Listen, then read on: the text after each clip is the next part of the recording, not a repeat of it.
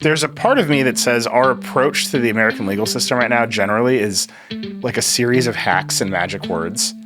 Like, we can't just go and do the policy issue. Why does that keep happening? Well, you keep employing lawyers, and that's something that we do. To me, the idea that the formal justice system, the system where you go to open court, you make your case, and there's a jury, that thing should be very protective of its outcomes, right? That system should say, actually, we decide. And big corporations evading our authority is bad. And I don't know why they're not more protective of that authority.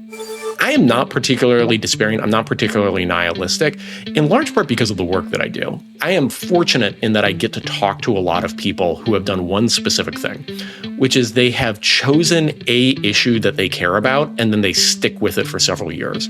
And over and over again, this happens to me about every 6 to 9 months, I'm astounded by the amount of change that one person has had on a specific issue just because they stuck with it for 1 year or 3 years or 20 years or whatever it happens to be. Hello and welcome to Decoder. I'm Neil Patel, editor-in-chief of The Verge, and Decoder is my show about big ideas and other problems. Today, I'm talking with Brendan Ballou, founder of the Public Integrity Project and author of the new book, When Companies Run the Courts, which is all about the rise of forced arbitration agreements. Brendan's actually been on the show before. His previous book, Plunder, was all about the rise of private equity in America. And that conversation was among our most popular episodes. Forced arbitration is similarly everywhere in our modern lives. Deep in almost every single terms of service for almost any product you buy or service you use, there's a clause that says by buying or using the thing, you're giving up your rights to join a class action lawsuit if something goes wrong. Instead, you have to take the company to arbitration, which the company usually pays for. You can see how there's a conflict there. Brendan's book really delves into how and why we got here. Spoiler, you can blame Antonin Scalia for some of it, but also, most importantly, what we might be able to do about it in the future. This is a really deep episode. It gets pretty existential. You'll see what I mean. Okay, Brendan Ballou, When Companies Run the Courts. Here we go. Brendan Ballou, welcome back to Decoder. Good to be here. I'm excited to talk to you. The last time you were on the show, we introduced you as a former DOJ prosecutor in the antitrust division. We talked about your book, Plunder, which is about private equity. You've got another cheerful deep dive on the rise of arbitration in America. The book is called When Companies Run the Courts.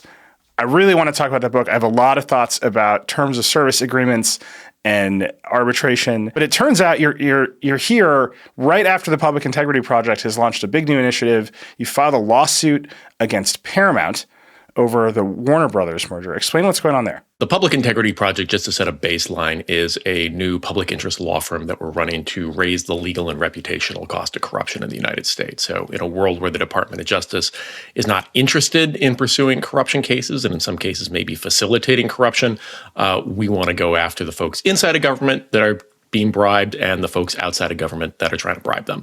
So we brought a number of cases already. We sued the president for approving the illegal sale of TikTok's U.S. assets to various administration allies. We sued the attorney general for failing to disclose fully the Epstein files in violation of the law. And now we are laying the foundation for bringing a suit against Paramount for potentially, at least based on public reporting, the Ellison family discussing with the president and administration officials, potentially firing CNN anchors in exchange for regulatory approval of their acquisition of Warner Brothers. You know, that's profoundly troubling, the idea that a company or, billionaires might agree to reshape the media landscape to the president's liking. And so we've made what's called a books and records demand to Paramount to understand what documents the board has about specifically these potential acts of corruption. So they have 5 calendar days to respond, and then potentially we can bring this to litigation in Delaware Chancery Court. Are you the party, or are you representing someone who has the right to demand books and records? We are representing 2 great organizations, the Foundation for Freedom of the Press and Reporters Without Borders, both of whom, represent journalists and, the interests of the free press generally.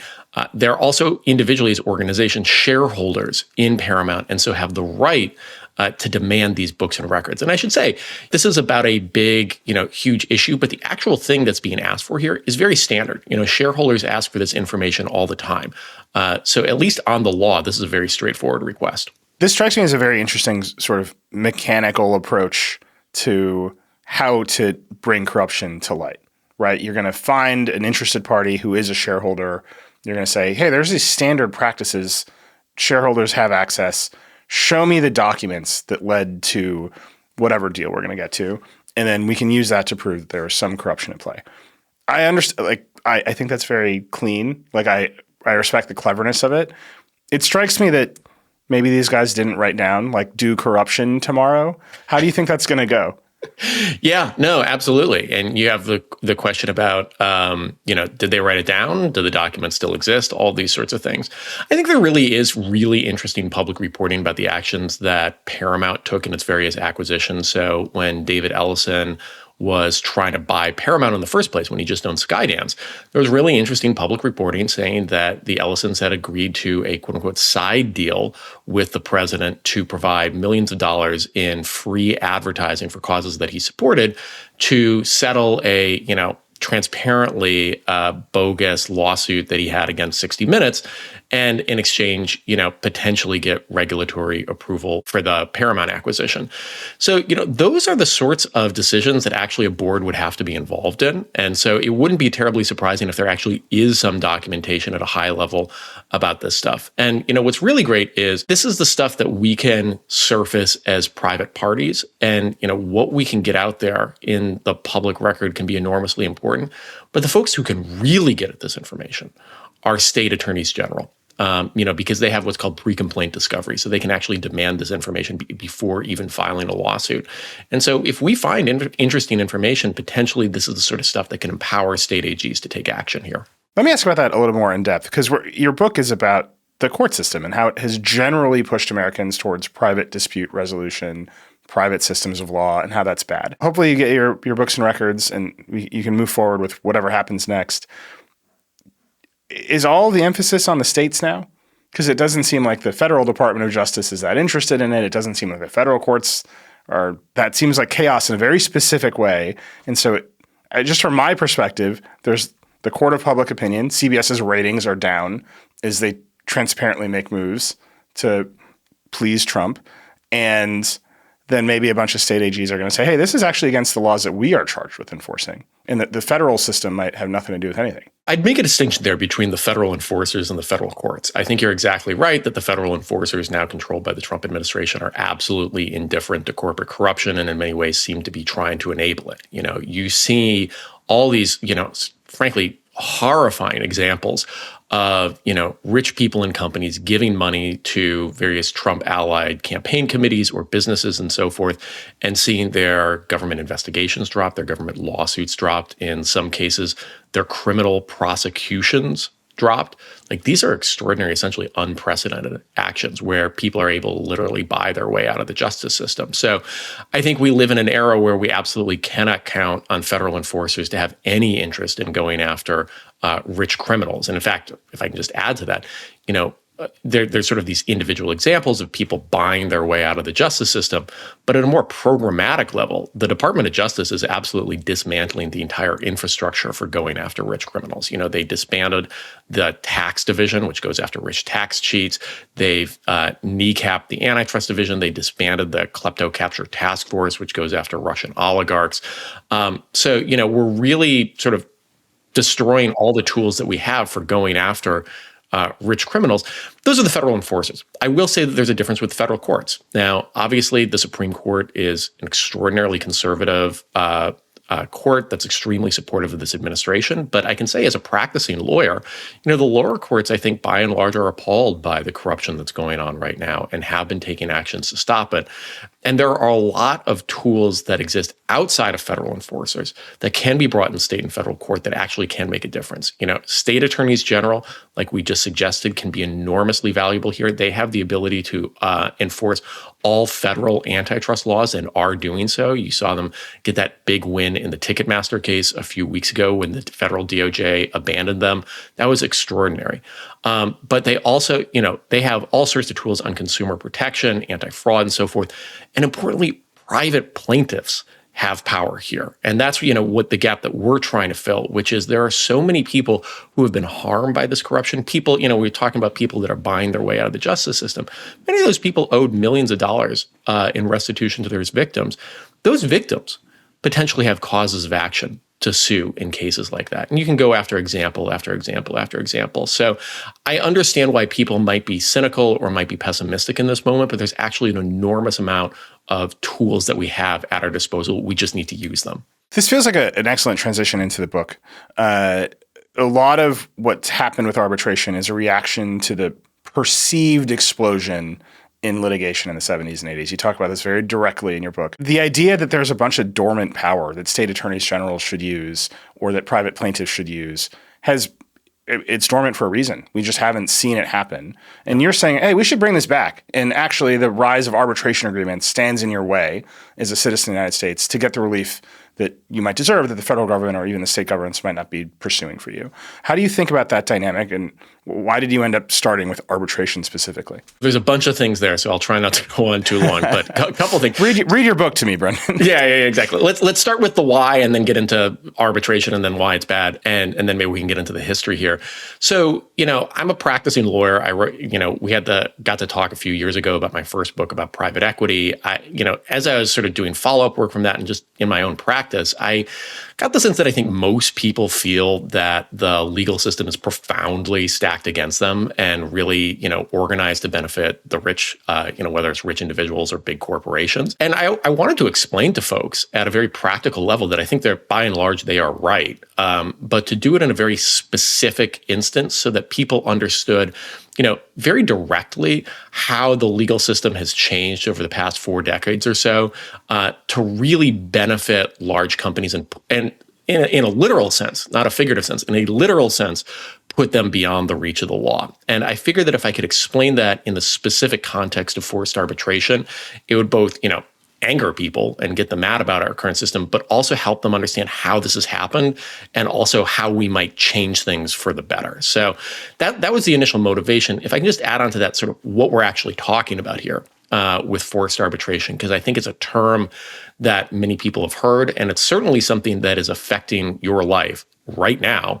But it's something that I think a lot of people don't actually know what it is. So just to set a baseline here, forced arbitration is a private alternative to the justice system. So, if you are harmed by a company, if you are cheated, if you are discriminated against, if a family member of yours is hurt or even killed, by and large, you've probably signed an agreement with that company saying that you cannot sue them for that harm in court. Instead, you have to go to a private justice system where the judge, called an arbitrator, is paid for typically or many times by the company that you're trying to sue. And as you can imagine, when a judge is paid for by one party, all the incentives are for them to rule for that party, and the statistics bear that out. And so whereas consumers win 89% of the time in small claims court, they win 20 to 30% of the time in forced arbitration. When they represent themselves without a lawyer, it might be less than 10%. Before one arbitration company, it was 0.2%, so a 2 in 1,000 chance of winning.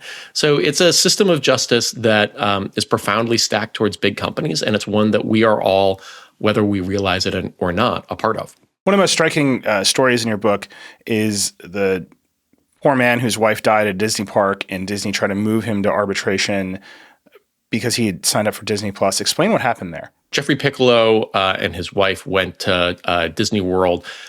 His wife, who was a doctor, had severe allergies, and so they were trying to be very careful about where they ate. According to his subsequent legal complaint, they went to this faux Irish pub. They were assured that the food was safe. In fact, was not.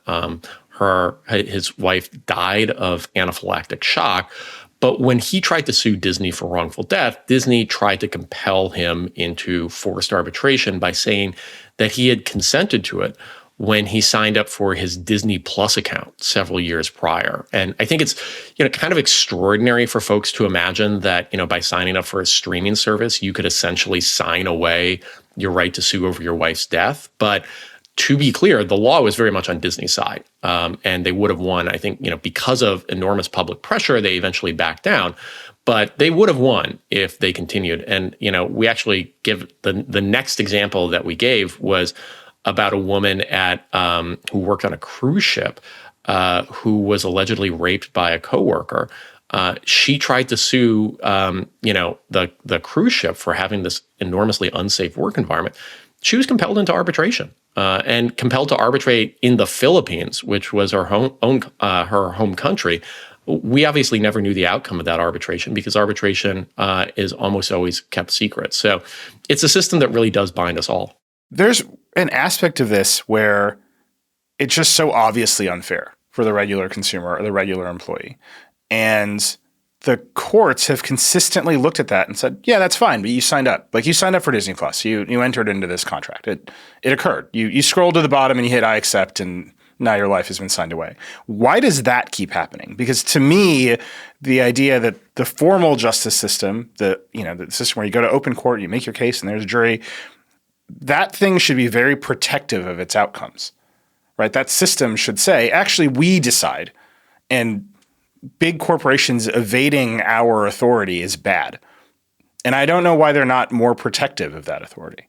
Yeah, and it's interesting because when you describe stories of forced arbitration, I think sometimes people often think that you're just making it up because it sounds so lopsided. There are stories of people being compelled into arbitration and then can't escape even when their arbitrator is exhibiting signs of senility or falling asleep during their arbitration, and yet their decisions are still confirmed and actually cannot be appealed in court.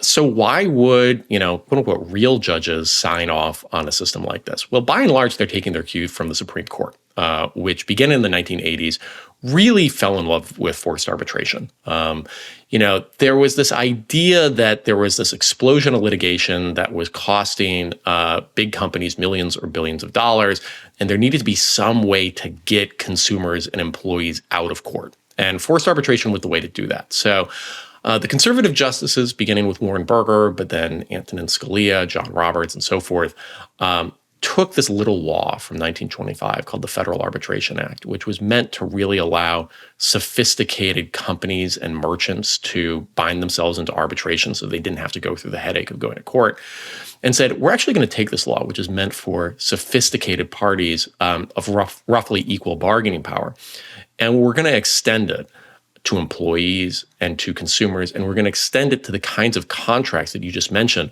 the sort of click to accept, take it or leave it contracts that we sign every day with companies. That was never the intention of the statute, and it really wasn't supported by the text of the statute either. But I think the conservative justices really saw this as a vehicle to keep certain people and certain kinds of cases out of court, and they were enormously successful in that endeavor. I'm smiling because you devote a chapter each to these judges, these characters who have pushed us towards arbitration in this way.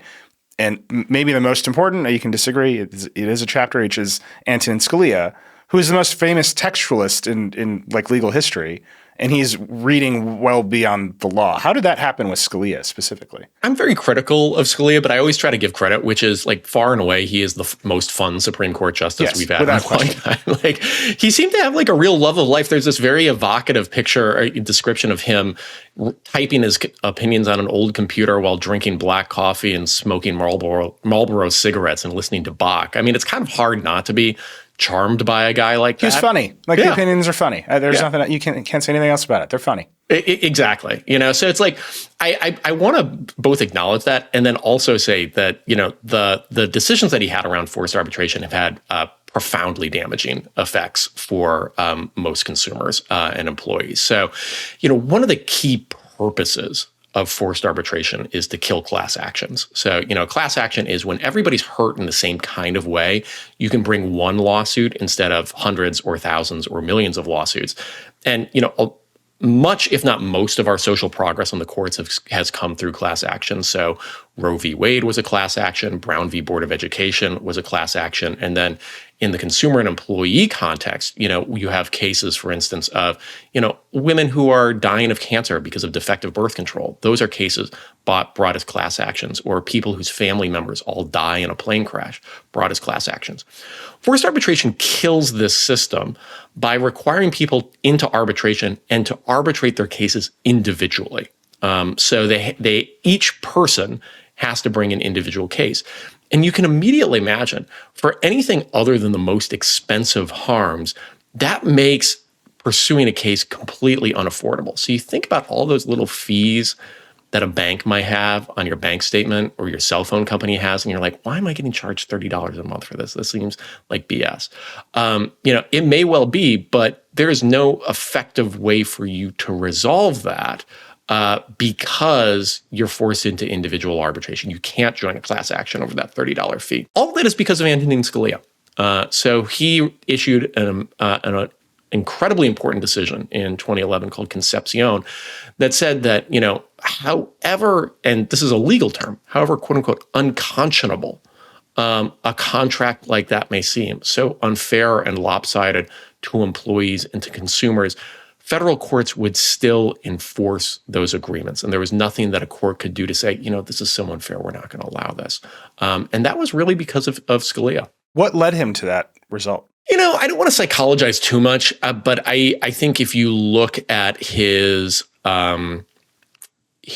judicial work, with the exception of some limited stuff in criminal justice, I think he was always an advocate for the powerful in pretty much any sort of dispute. He was absolutely an advocate for, expansive presidential power, expansive corporate power, and so forth.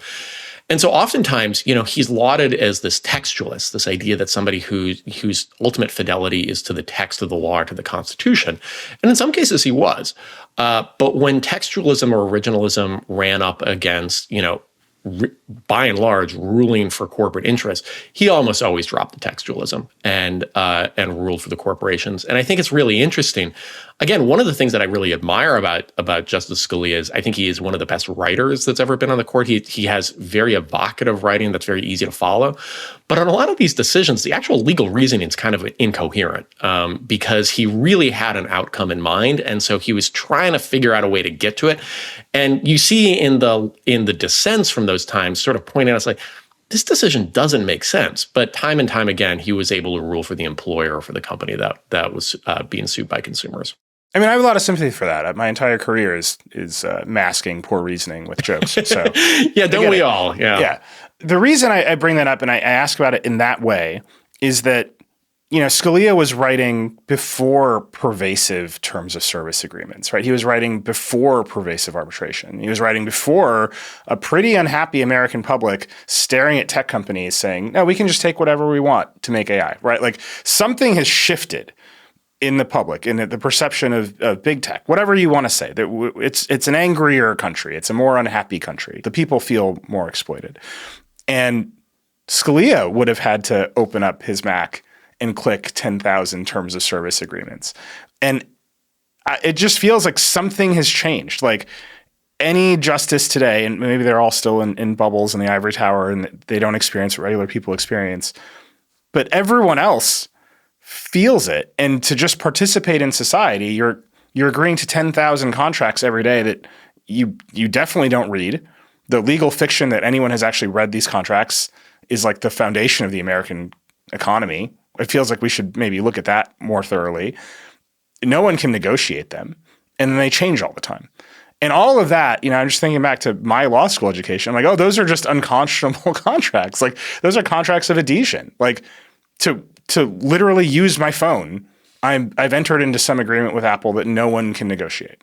Yeah. That seems ridiculous to me. And to participate in society, I must use my phone. Yeah. So now there's a secondary legal system that is mediating my relationship to the country and the world, and literally no one can look at it. Do you think that is going to change? Because it doesn't seem that tenable to me. I don't think it's going to change at the Supreme Court. Not with a change in personnel. I'm referencing some studies that are a little old now, but if you look at actually how the Supreme Court has ruled for corporations, I believe that this is the most pro-corporate Supreme Court, at least since the 19th century. So I think the Supreme Court rules for the Chamber of Commerce somewhere in the order of 80% of the time or higher. This was before Justice Jackson joined the court, but as I recall, Justice Sotomayor was previously the most anti-corporate justice on the court, and even her decisions were 50% for the Chamber of Commerce. So we live in an era where the Supreme Court in particular is just enormously deferential to corporations. I think that's probably for at least two reasons. One is getting appointed to the Supreme Court has now become a multi-million-dollar operation. So, a single donor gave $17 million to help get Justice Kavanaugh appointed to the court, similar numbers for Justice Gorsuch and so forth. And so, if you have that kind of money that's necessary to put somebody on the court, chances are the person that's going to get put on the court is pretty sympathetic to the people with that kind of money. I also think that there's something about the nature of Supreme Court litigation itself that has changed, which is the Supreme Court has become much more insular over the past several decades. So back in the day, the people that were arguing cases in the Supreme Court were by and large the people that started the cases in the district court, in whatever state they happen to be in. Now, I think it's 20 lawyers and clinics now are responsible for arguing something like 50% of all cases before the Supreme Court. And by and large, those lawyers represent large corporate interests. And so, the folks that are most successful and most liked by the justices, by and large, are the ones telling them a sort of pro-corporate story. So I don't think that there's really going to be a change at the Supreme Court level, but I do believe that there is going to be a change nationally for exactly the reasons that you're talking about. I think that there's widespread dissatisfaction with corporate power right now. I think it is the very rare person that feels that corporations have too little power in America. So I think that there's going to be a lot of change, but I think change is by and large going to happen at the state and local level rather than at least in the Supreme Court or in Congress. This is the sort of the last third of your book. How do you fix it? And you lay out a few ways of fixing it and getting people away from the coercion of forced arbitration agreements. The first thing you could do is you could just fix arbitration itself. What would that look like? One of the reasons that I think corporations are so attracted to forced arbitration is it's unlike a regular court. So, in regular court happens out in open, so people know that it's not corrupt. Decisions are written down so that, people who have similar cases can reference those and be treated similarly. And if the judge makes a mistake, that decision can get appealed.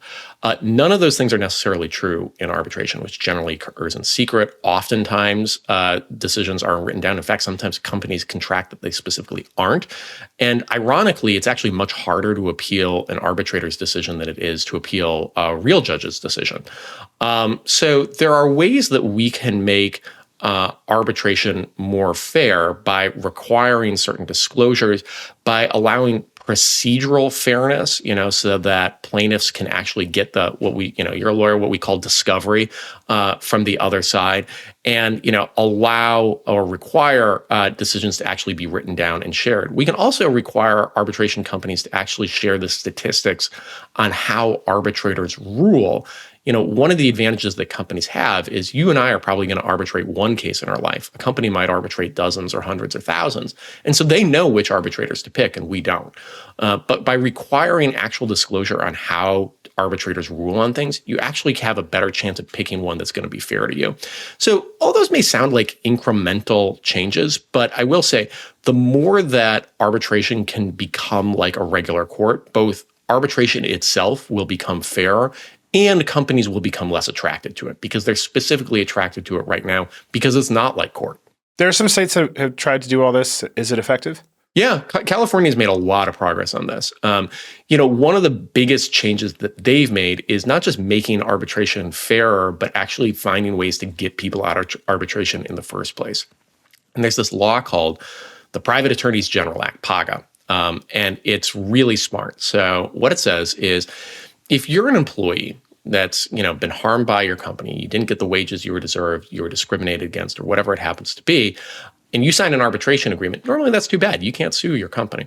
But we're going to say to you, employee, that you can represent us, the state, which can enforce all these same laws in the state labor department, and you're representing us in a lawsuit against the company. And if you win, the state will get a cut and you'll get the rest.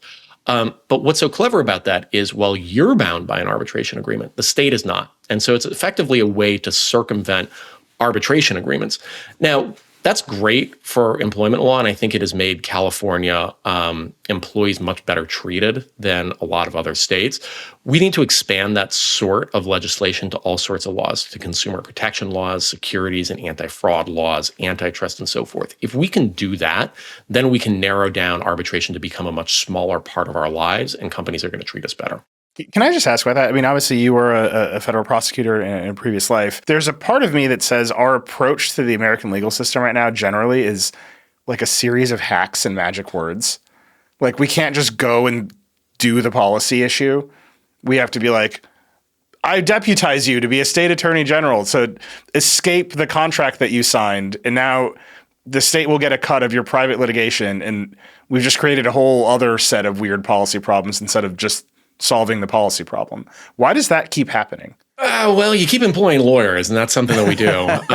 Yeah. So no, I think you're exactly right that I think we have a lot of sort of odd hacks to deal with some sort of structural injustices in our legal system that are hard to solve. So much of the workarounds that we've been having about, trying to come up with new regulations at the federal level is because it's become so increasingly hard to pass legislation in Congress. The reason why we're having to do so many things at the state level right now is because the Supreme Court has been so adverse to progressive change at the federal level and so forth. So I definitely think that we have to have these sort of awkward workarounds. I will say, though, that, awkward workarounds have been a fact of human existence. And, as profoundly unfair in many ways as our legal system is, and probably more unfair than it was a few decades ago, it is vastly better than what we had 60 years ago when we had effectively had an apartheid state in the United States, or 100 years ago when, during the Gilded Age, when, we were interpreting our antitrust laws to break up unions, but not corporations and so forth. So, maybe I'm just too captured by my own profession, but I sort of see it as a cost of doing business in any sort of human society where we're all flawed. Yeah. I think I look at it from, I don't know, maybe I just want the system to be more elegant. Right. And that's your Silicon Valley background. Yeah. Right. That's just, I'm a tech person. I'm like, this computer makes no sense. Like you should make a different, better computer. I think terms of service agreements should be illegal. Like fundamentally, I think they are unconscionable contracts. I think you can point to forcing people into arbitration as one element of them being unconscionable. You can point to just the fact that no one can negotiate them. And the bald truth that literally no one reads them is a problem. Like, I think it is bad that a huge amount of the American economy is predicated on no one reading the contract at scale. Like, you should probably fix that problem in some way. And if you take a step back and you, at least for me, it's like, how would you fix that problem? Well, the state, which represents all of us, should negotiate the contract. It should write a privacy law. Yeah. Right? And that should be the foundation of whatever contract comes next, but it should pre-negotiate the floor. And as you point out, maybe Congress seems incapable of pre-negotiating the floor. Yeah, and maybe I'm taking this in an odd direction, but I think you're exactly right. And in a lot of ways, our government's made that literally harder to do. Like back in the 90s, Montana passed a law to try to make it, if you had an arbitration agreement in your contract, contractually, you had to put it on the first page. You had to notify people that you had an arbitration agreement. That very straightforward law got struck down by the Supreme Court and said that it was actually discriminating, ironically, against arbitration agreements. So, there's a lot of impediments to those sorts of things. And I think you're exactly right that, sort of at a high level, I think these are the responsibilities, as you say, of, democracy to resolve a lot of these issues. I will say sometimes I think talking sort of at a high level of generality can be paralyzing in its own way, because, when you talk about sort of how everything in its own way is broken, it sort of makes it impossible to fix it. It's like if you're depressed and you're looking at your apartment, it's in a mess, you're like, I can't do anything about it. Whereas if you think like, okay, I'm going to focus on the kitchen right now and start doing that, it becomes a much more solvable problem, which is, sort of why I chose to focus on this seemingly fairly technical issue of forced arbitration, because I thought if I get people to focus on this thing specifically, I thought it would help them understand both sort of how things get broken, but also like, here's how we can fix this one specific thing. And I think that actually can be kind of empowering for people. The reason I talked about hacks and magic words is, yeah, we can try to go through the front door and fix it with state laws that tweak arbitration.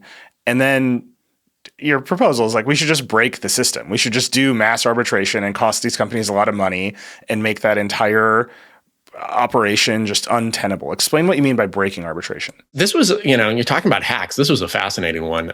So, arbitration, like you said, is meant to kill class actions so that, each person has to bring a case individually. It's too expensive for each person to do it, so nobody ever does it. One thing that the companies who were doing this just messed up on is in order to make these agreements seem facially a little more fair, they said, we're going to pay for the initial cost of the arbitration. We'll even pay for the arbitrator. You just have to start the arbitration.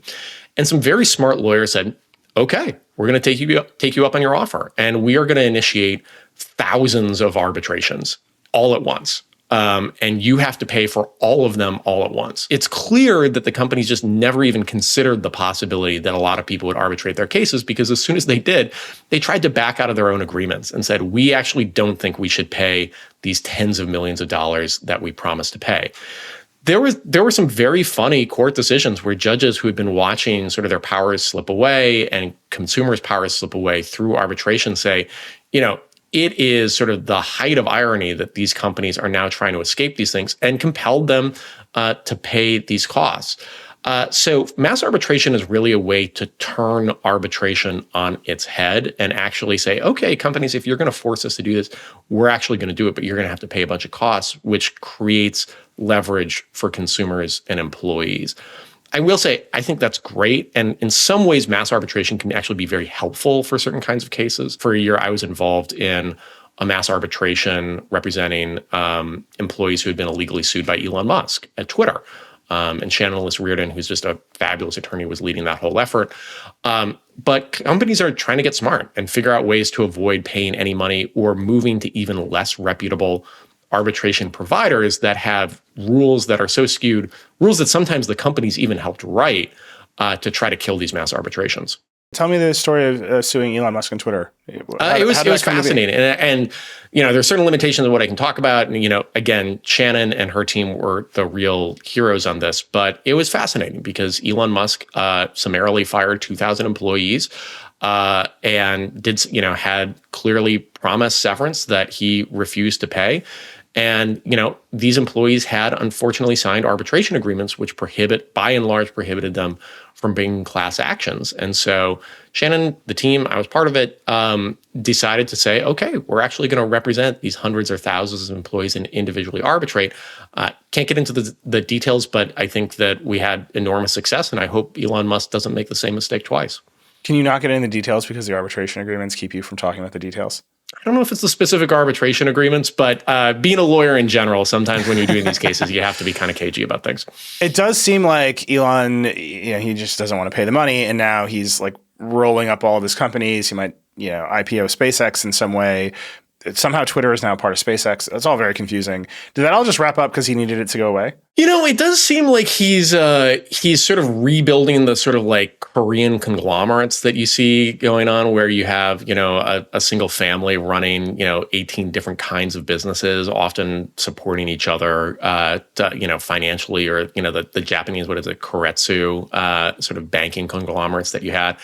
Those Keiretsu, collapsed in the 1990s, and, Japan's had a multi-decade recession as a result. So I'm not sure Elon Musk is necessarily going to do better than that. But speaking personally, I am enormously skeptical of Elon Musk's financial acumen. I feel like I should have you back just so we can talk about weird Korean K-ball corruption scandals, and including the Samsung family and the horse racing thing. That's a different episode. Grow your audience, not shrink it. But yeah, mass arbitration. The idea that you can cost these companies an enormous sum of money, but just by making them enforce their own agreements, they are pushing back against it.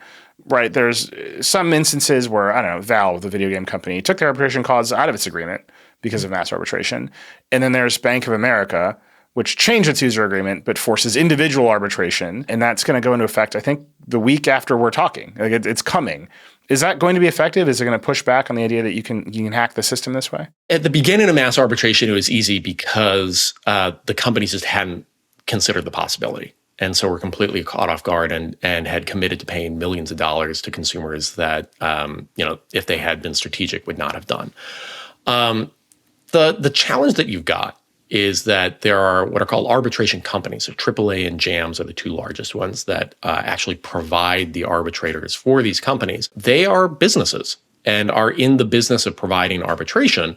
And so the rules of the game that they set, they are naturally inclined, whether they would admit it or not, they have a natural incentive to make the rules favorable to the companies that are actually paying for arbitration and that are the repeat players in these sorts of things.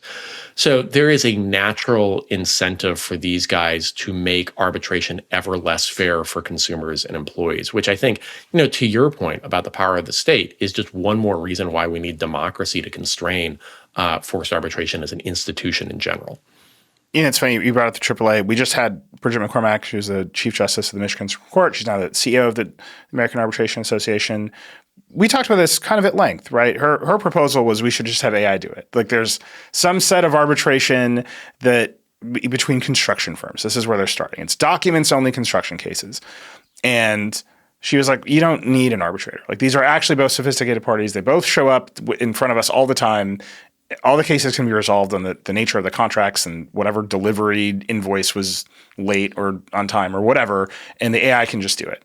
And that is perceived as more fair, and they can just move on with their lives. There's something to that, right? If you perceive the entire justice system to already be so unfair, at least ChatGPT is going to listen to you. Mm-hmm. You can just talk to it until it gives in and says, I've issued a ruling. And there's some data saying that people will perceive that to be more fair because they were at least listened to. That does feel like the next turn, right? You open your Verizon app and you're like, I didn't get service today. I'm arbitrating my bill for the month. And some combination of arbitration and customer support merges into a chatbot and delivers you an outcome. That seems very bad. It also seems like where all of these companies want to go. What does that look like to you? Speaking personally, it's horrifying. I think there are, I don't want to be a Luddite about these things. And, I think AI can be very useful for certain parts of legal work, document review, and so forth. I think that there are two problems here. One, at very high level is, when you're talking about dispute resolution, lawyers are paid to understand the individual nuances of each case rather than sort of the generalities. And I have often found that sort of AI bots have been very ineffective at actually writing sophisticated legal briefs that are specific to a case because they can write sort of the generic section about what the legal standard is and so forth, but actually understanding the nuances of the case. It's more than just a matter of natural language processing. But even if they were perfect at it, I think, for a justice system to work, people need to be bought into its legitimacy. And I think it's very hard to buy into the legitimacy of large language model that's essentially a black box. How can people possibly believe that it was ultimately fair? I'll also say, just at a more practical, technical level, one of the challenges, we alluded to this earlier, that you have with forced arbitration is that decisions often aren't written down, or if they are written down, they're not made public. And the reason why that's so important in a functioning legal system, it's actually kind of sort of the key to a legal system, is that similar cases get treated similarly. That's what justice is. And when decisions aren't made public, it's actually literally impossible to come up, to actually create a case law upon which people can make decisions. And so the way that arbitration is currently structured, even if in every other respect it was fair, if you have an AI that has no corpus of case law to rely on, the decisions are going to be ultimately arbitrary and case dependent and have no internal consistency. When I think about that, there's so much about AI and LLMs in the ether that is related to dynamic outcomes. Right, you're going to talk to the system, and the system will understand you, and something will happen for you that maybe isn't happening for someone else. Uber CEO was just on the show, and they're redoing all of their actual customer support to deliver dynamic outcomes. And instead of having written policies, they're basically just going to tell the AI, like, here are the vibes we want customers to feel. And I asked them, like, you're going to back into having policies because you still want the perception of being fair. And right next to that is all these companies instituting dynamic pricing, which is fundamentally unfair. Yep. And right next to that is they're all signing up for forced arbitration agreements where the outcomes can be totally arbitrary and you will never know if your case was resolved next to the next case. And when you say justice is about like the same set of facts having the same outcomes, it feels like that's rippling through the entire experience of being an American right now. That you can be treated differently in almost every case, in every interaction in some way.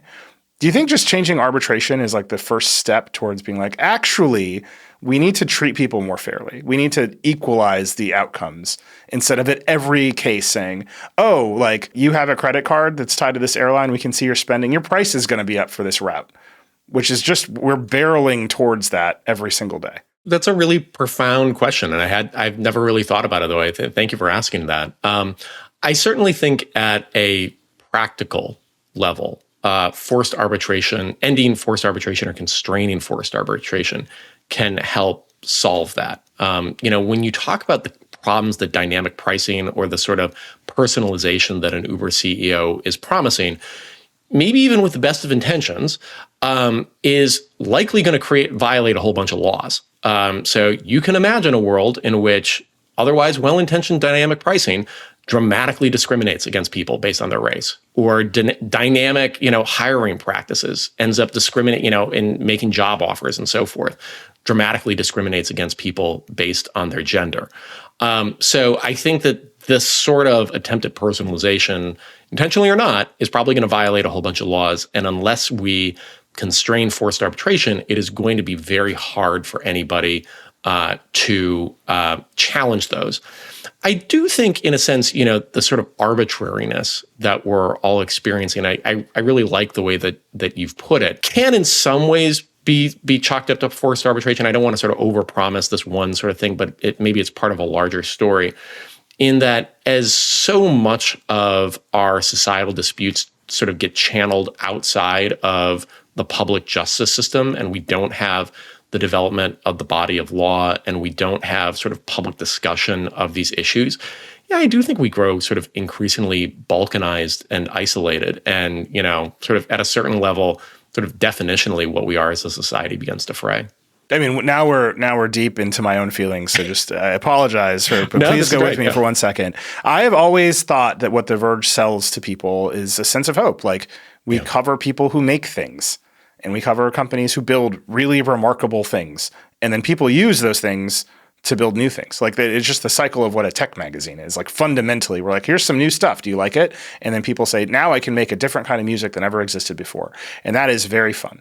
And lately I have sensed just an overwhelming kind of nihilism from our audience, particularly our young audience. And I relate it very much to a feeling of powerlessness. And I relate that feeling of powerlessness directly to arbitrary outcomes. Right? We started by talking about corruption. Right. And what is corruption except you're rich, so you don't have, the justice system won't touch you, or you can spend enough money to make the DOJ go away. And maybe putting it all in forced arbitration is too much. Maybe you can't bear all the weight. But there's some part of it where it's like, where do you begin? How do you escape the sense that everything is arbitrary and actually the system should be more fair? And maybe the system should be more elegant, but maybe we actually just have to do a bunch of hacks to make it more fair. No, that's a really deep sentiment, and I both understand it and don't agree with it, because I taught a class at Stanford last year on January 6th, and talking to young students about like the current political moment, and it was very unsettling, both how deeply young students were thinking about so many of these issues, and at the same time, how scared they were to act on them. Not just because the problem seemed so large that it was paralyzing, but because they were literally worried about getting doxxed or losing their, job outside of college or law school or whatever it happened to be if they said the wrong thing. And so I completely understand sort of the people's sense of sort of overwhelming despair and nihilism.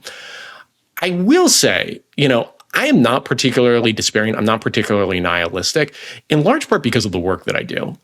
So I am fortunate in that I get to talk to a lot of people who have done one specific thing, which is they have chosen a issue that they care about, and then they stick with it for several years.